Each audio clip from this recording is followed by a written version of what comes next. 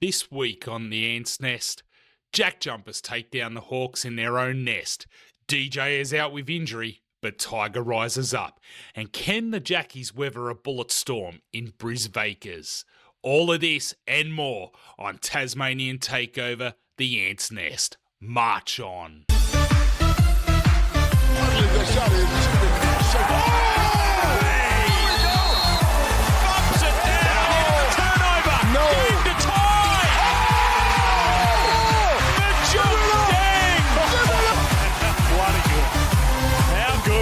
These JackJumpers, they just never say die. What is up, Ants Nest? It is your boys, Berto and JD, coming at you for another week. Tasmanian Takeover, Ants Nest, but you know that because you wouldn't be tuned into any other podcast. For fans, by fans, talking JackJumpers. JD, my man, how are you? Oh, it's always a good week when you're coming off a win against the reigning premiers, Berto. How good's that? Oh, mate, that is sensational, and what a fantastic game it was, and we will get into that very, very shortly. But first, let's get a few things out of the way. From last week, you'll notice that we've been turning the dials a little bit, trimming the edges, really making the place look spick and span. And we've got our new Tasmanian Takeover logo, and you'll see new logos for the Ants Nest. And you'll start to see us really refer to this show as the Ants Nest, so that then when football season kicks in, JD can live his dream and become a football podcaster. Yeah, you can see that sitting in the background. And I got to say, how good does JD's new studio look? That's looking mint, brother. It's been a lot of work. You can see I've been a part-time bricklayer in my spare time, and by bricklayer I mean I've peeled the stickers off the back of them and stuck them to the wall. Thank you. Shout out to Temu for sponsoring our backdrop. But I'm very happy with it. I look like a professional podcaster. Who would have thought? Yeah, I know, eh? It's a shame you yourself aren't a professional podcaster, but, we can only take what we're given. All right, so we're going to kick right into it, and we'll kick off with our first segment, which is the Ants Nest. But before we do actually start to dissect the game that was against Illawarra Hawks, bit of not so good news. We've found out that DJ, he's out for about 4 weeks at this stage due to calf injury sustained in training. They're talking about looking for an injury replacement player. What that looks like and who that might be, there's been no indication as yet. There was a post on social media from Brent Costello, shout out to Brent, who mentioned that Roffey is kind of saying they're still investigating whether it's worthwhile or not, but they're very much considerate of the fact that they've got a very busy schedule ahead of them. So whilst it might only be 4 weeks, that's going to be 4 solid weeks of play. So having that backup there could be really worthwhile. And what we haven't really got an indication of is if that 4 weeks is best case scenario, or is it going to be 4 weeks pending how, rehab and all that goes. So, yeah, that's a bit of a blow, isn't it, JD? Bit of a concerning one. If he's doing a calf at 24, the calf's known as the old man injury. So, mate, he's a 24-year-old gun with the calves of a 50-year-old. By the sounds of it. Yeah, it sounds like he's got my calves, brother. I was going to say mine aren't real flash either. I'd lend him mine, but they're going to be no good. Look, it does make me wonder. Young Jacob Richards in the Blitz really turned it on, and he's just next door. It'd save you an airfare getting him to the club. Absolutely. I'd be getting on the phone and giving him a second go in the green and yellow because he looked outstanding in the Blitz. Yeah, absolutely. Could be someone they're talking to. Who knows? We've got no inside information. Of course, if there are any JackJumpers listening or any JackJumpers back office listening and you'd like to talk to your boys at Tasmanian Takeover Ants Nest, please reach out. We'd love to hear from you. We'd like to form a little connection. Mm-hmm. All right. Round 2 We had one single game versus Illawarra Hawks at Wynn Entertainment Centre. We went across to the mainland. We went up to the Illawarra, got down to the Gong there, and decided to give the reigning premiers reigning championships a bit of a run for their money. And I tell you what a game it was. We finished up 91 to the Hawks 86. A few stats here. We've got, there's another thing we've got this week. We've got our clips back. So, Clips are back. well done to JD for getting the clips there. And you can see a few highlights being played, in particular by our man Tyger Campbell, who just had himself a fantastic game. And we've actually opted to give him man of the match. Now, he didn't get the highest score.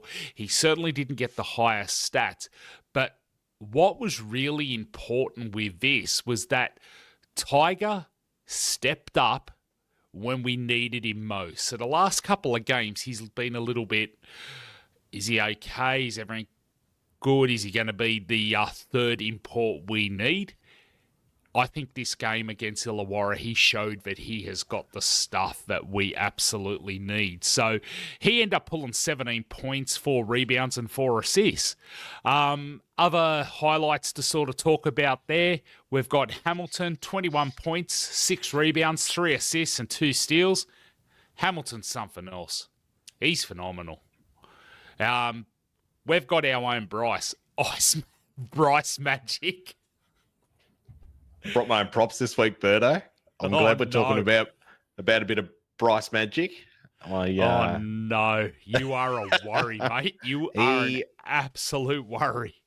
He is an absolute superstar. I just love everything he's brought to the team. And I think we mentioned last week, I'm quietly confident he could be the best player ever to pull on a JackJumpers jersey. I heard one of the coaches, I forget which one it was, talking a couple of weeks ago about how we want to make our players either the best players they can be for the JackJumpers or make them the best players they can be so they can go on and do bigger things. And I think he was probably talking about Bryce getting back into the NBA, a former Toronto Raptor. Before he ended up at the Jackies, and he is just a level above, and haven't we loved watching him? Oh, absolutely. He's exciting to watch. I mean, at the start of the game, we started to wonder whether he's going to be turning it on. And then he just decided, right, let's flick a switch, let's go to town. And, as I say, 21 points, 6 rebounds, 3 assists and 2 steals. I reckon that's a fair run. Absolutely. Alongside that, we also had Deng doing Deng-like things with 14 points, 4 rebounds, and Bannon, 11 points, 7 rebounds, and 2 assists, just to sort of call out a few of our top players there. Look, all I can say is Bannon continues to be an absolute workhorse. I am really impressed with that man. JD, what did you think of Bannon during that game? He was outstanding. I just wonder if he just tries to do a little too much at times, and potentially forgets there's 4 other blokes around him that can potentially help him out. He seems to be he runs up a drain pipe a little bit every now and then.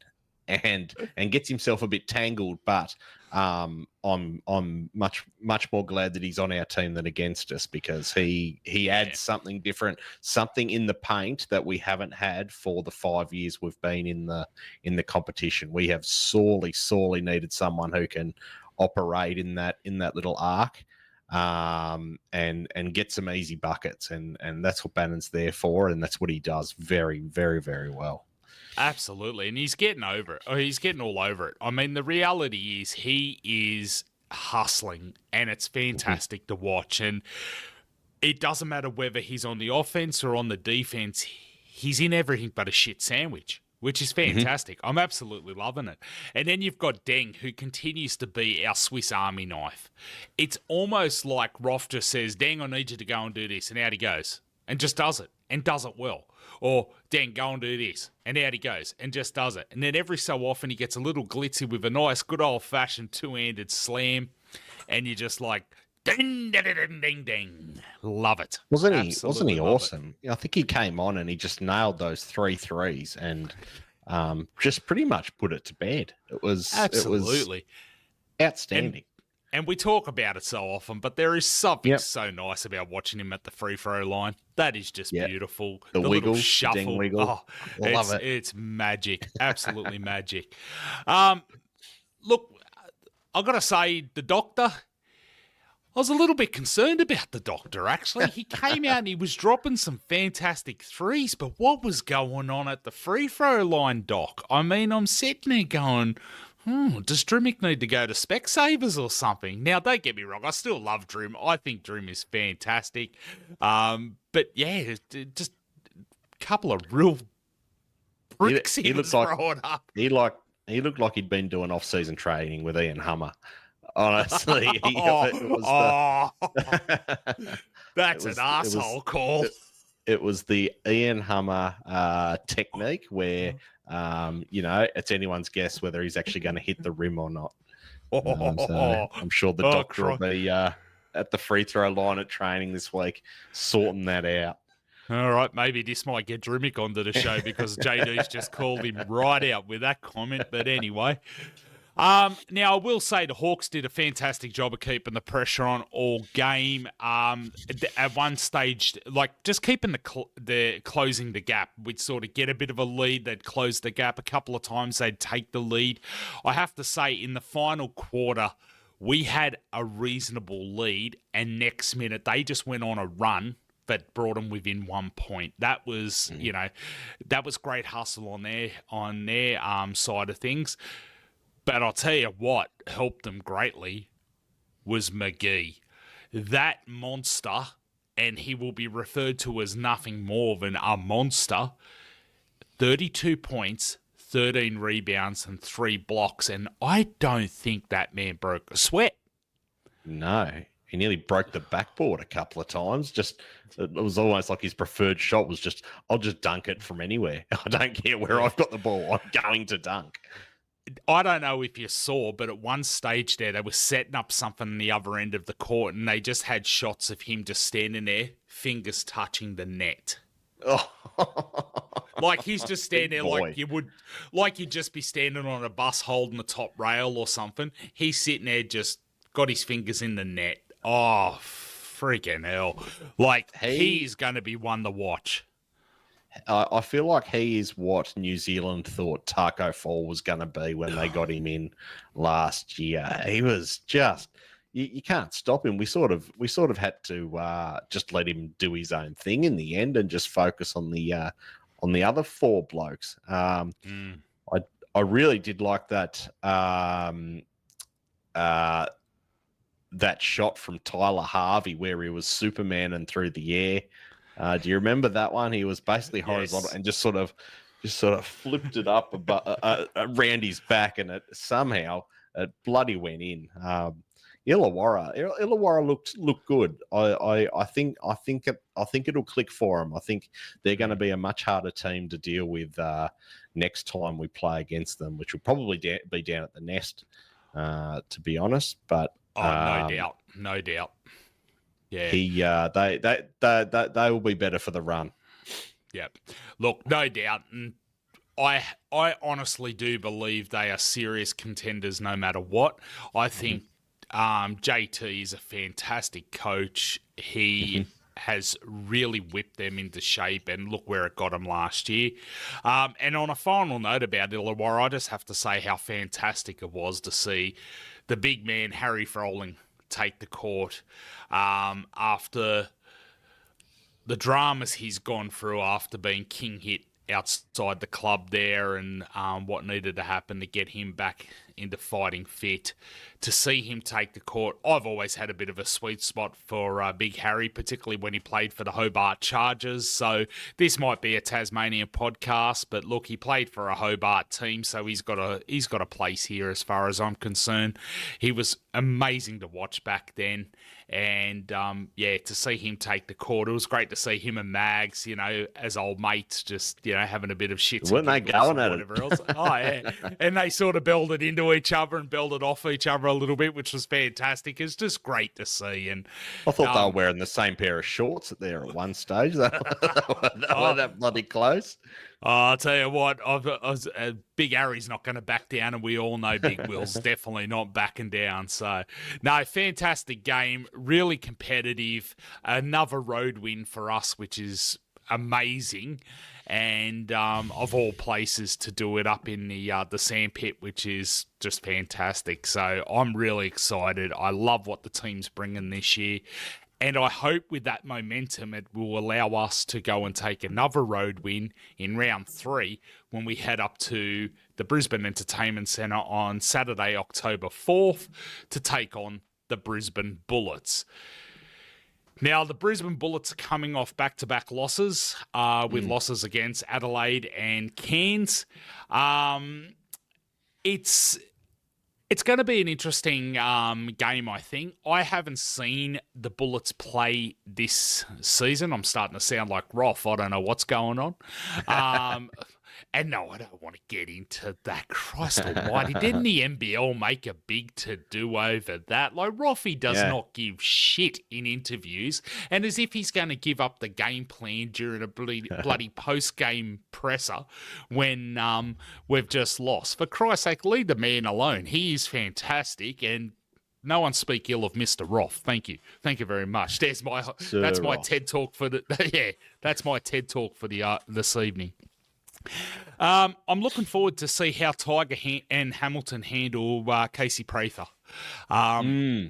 He's getting some serious points up there. He is fantastic to watch, and I hope our guys can sit there and dismantle him just quietly. McDaniels, an ex-JackJumper, always interesting to watch. Can be really solid on the defense. He can also drop the 3 when needed and whatnot. He's also an ex-Hobart Charger, so of course I've always had a bit of interest in him. But whilst he is an ex-JackJumper, our team looks very different now. So I don't think he's coming with any advantage against us, unless, of course, he starts to see similar plays to the system he played in. Very keen to see how Magnay and Harrison match up. I think they'll bash off each other quite a bit. But we have one slight concern. This is going to be Brisbane's first home game for the regular season. And I'm just wondering if there'll be a little something in the air that might give them a little extra drive. This will be our 3rd road game in a row for our boys. So hopefully we're not fatigued. Now, by rights, we've had some time here at home on the Apple Isle, but still the constant travel to go and play the games does take a toll on you, and the Bullets get to play on their home court for the first time the regular season. So I hope that doesn't play against us. JD, what are your thoughts on this coming match? Yeah, I watched the highlights just before the podcast actually, and so the last game was against Cairns, and they only lost that by a point. But from what I could see in the extended highlights, for a lot of the game, they were little more than witches' hats at times. It doesn't look like it does look like they've adopted the Chase Buford method of defend rarely. It's they're putting the Vegas in Vegas up there now that our old mate Chase Buford has taken over the reins, and as JackJumper fans, we have very, very long memories of Chase Buford putting his foot through the advertising screen at the deck and getting fined $300 for his troubles. I still can't believe how low that fine was, but he surely would have just had that in the back pocket. That $300 flies out of his window as he drives to work every day. So, and he's taken his special boy Jalen Adams with him as well. So potentially, if Jalen Adams and Casey Prather can really start to gel, that's a bit of a scary matchup. They're two very, very good players, but I do think that the Jack Jumpers are probably gonna take this one pretty easy. Brisbane are coming against a defensive juggernaut, and I just don't see how they are going to give us really any troubles. Jack Jumpers by 10 or 12 for me in this one. Where'd you get Chase Buford for Brisbane Bullets? Oh, I thought it was Stu Lash. Do you know what? You're right. This is the part where we sit there and we rip on JD. Now, to be fair, old mate's been dealing with COVID for the last week, but I have had COVID. I've only just looked over at the show notes and looked and gone, okay, is this one of JD's jokes he's throwing in there and why? And I'm like, I've got to quickly do a bloody quality check on this one. I'm like, I thought at one stage, yeah, he was in discussions, but every year Chase Buford's in discussions. So stop using Wikipedia. 10 minutes ago, the Jack Jumpers media team were just about to pick up the phone and give us a call after you shouted them out, Berto. Well, I certainly put a stop to that, didn't I? Oh, Jesus. Put the phone back down, guys. Bloody hell, you're right. That doesn't change how I feel about Chase Buford, but we won't be playing against him, so it doesn't matter. Bloody hell! I'm still trying to work out how you miss it. Like they don't even look the same. Oh, JD. Oh, mate. Horrible. Yeah. It sounds like JD still needs to go and have another couple of Codral I'm going to go back to bed. All right. So before we let you go back to bed, who have you got for this game? And it's clearly not Chase Buford. Oh yeah, no, I'm still backing Chase Buford to make a miraculous comeback. Jesus. Nah, I've still got the Jack Jumpers. They'll romp this one home. Yeah, Brisbane won't give us too many issues. Yeah, I've got Jack Jumpers as well for this one. I think even though this is our third game on the road, and even though we are in the Bullets home territory, I just feel like this year we're going to be a great road team. There's just we just seem to be all right. A couple of games. It's not much to say we've set a precedent, but we have kind of set a precedent. So, I mean, if we travel well, that's fantastic. That's half the battle won, really, because then really it's up to us as fans at the Nest to make sure we give enough energy to the Jackies to just, I don't know, walk on water, whatever needs to happen. All right. Well, I suppose the next part of the show is to talk about what's happening outside and around the Nest. And really this week, there's not a lot to talk about. I just wanted to make mention because I've seen a little bit of chatter in some of the Jack Jumper fan groups and whatever else around where they can go to watch the games. And also are we getting the KO what do you call it? The digital membership again. There has been I've had the KO digital membership for the last couple of years. I think it's fantastic. It's been the only reason why I've got KO. It's no secret I'm not a huge sports head. But it's a great way to have KO really cheap. When you worked out what the cost was over the 12 months, it actually was really quite discounted. I don't think it's going to happen this year because with ESPN having the rights and Disney owning ESPN, you can now watch all the games through Disney Plus. So we are by no means sponsored or endorsed by Disney Plus or ESPN. But if you'd like to talk to us, happy to take a free subscription. Yeah, no. Yeah. If Walt picks up the phone to you, mate, we've got bigger problems. Isn't he cryogenically frozen? which is probably why we'd have bigger problems, because who unfroze him and what's he going to do next? All that aside, Him in the microwave. all that aside, Disney Plus, great, plenty of content on there. If you like your Marvel, if you like your Fox, Simpsons is on there. All the Marvel movies, all the Disney movies. A lot of it is released not long after the movies go into cinemas. You get access to all that, and then ESPN's on there, and all the games are on there as well. So you can also pick up the NBA G League and all that sort of jazz through the ESPN component of Disney Plus. So if you are looking to subscribe to something, go that way. Obviously, there's also the free games that they put on 10. And of course, you can still access everything through KO. That hasn't stopped. But for those who are asking, that's what the go is. And if there becomes some kind of special offer that we get wind of, we'll gladly tell you here. But for now, I don't think it's happening. Merch is starting to roll out to all the shops that usually stock it. So if you're down in Hobart, I believe, I don't think Rebel's gotten their stocks. Yes, JD's gotten some stocks over in WA there. Come through the week. I'm very happy.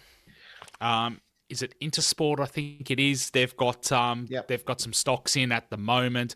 I think What's New over at Northgate, they've got a bunch of stock in as well. So balls and bumpers for our Launceston listeners also quite often has Jackie's merch. You are correct.